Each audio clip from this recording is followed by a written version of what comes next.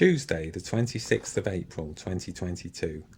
I went up the Worcestershire Beacon and saw Tim Pentreath, who I'd only seen in videos until now. There was an east-northeast wind and good thermals predicted. My wife had agreed that if I flew a long way, that it would be okay if I wasn't home in time for tea.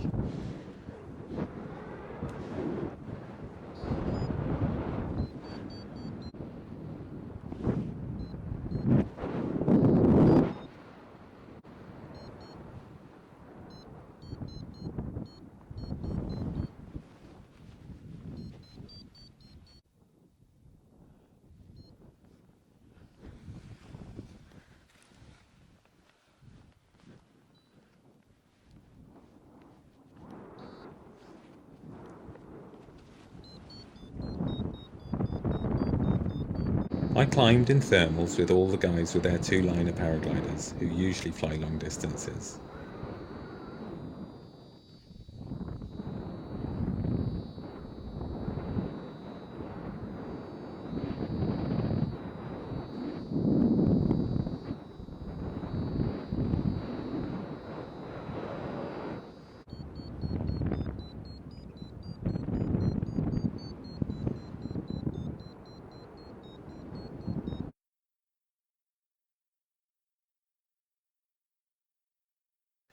Just after 12 o'clock, I glided over the back of the hill, as I could see there were some small cumulus clouds starting to develop, meaning that there were now thermals behind the hill.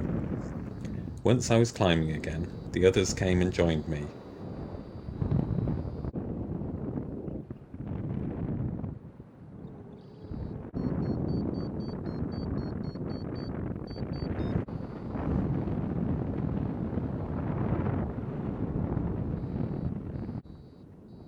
We got a little low over the Markle Bridge, but managed to stay fairly high past Hereford, even getting up to Cloud just after Madeley.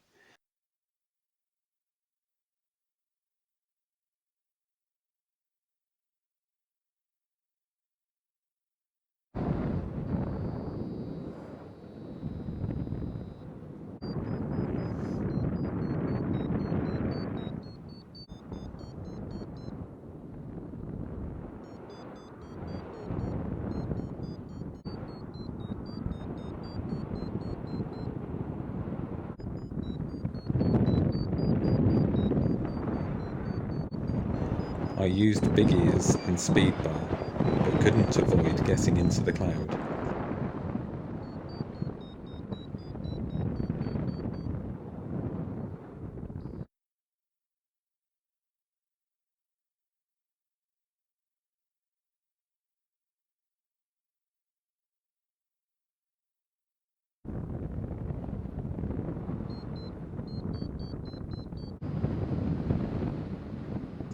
I got fairly low in front of the Cat's Back, but got up high before crossing the Black Mountains. Two other paragliders joined me, a light blue wing, which was Benjamin Kellett, and an orange wing. They set off before me. I stayed longer in the lift as I wanted as much height as possible to cross the mountains. I saw they were going down, so I chose a line to the left of them over the sunshine, and I managed to stay high.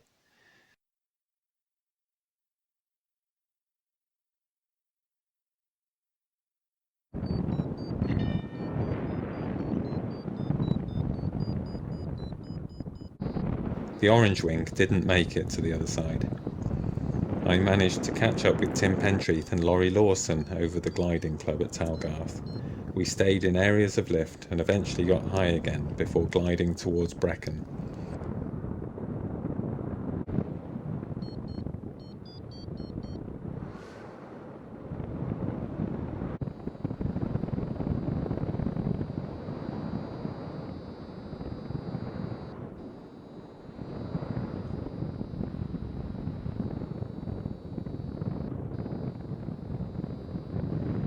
Unfortunately, my camera stopped working after this. There was still charge in the battery pack, so maybe I had dislodged the cable. I could see Benjamin Kellett below and in front of me, and as we got low, I was able to join him in a weak climb, which got better, and I heard him make a yip sound. I stayed in the climb for as much height as I could, and followed the others towards Sennybridge. I found a thermal and was joined by two of the others, but I could see no sign of Benjamin Kellett, who I guess went down here.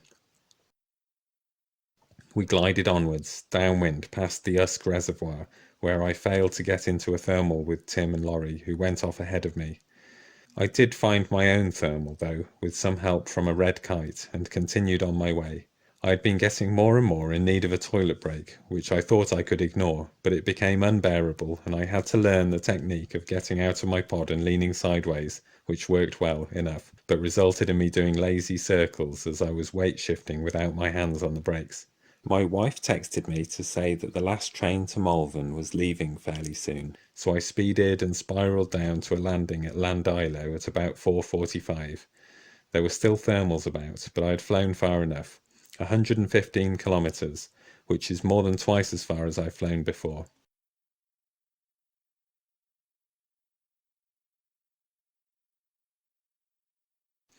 I got back into Malvern Link by 10 o'clock at night.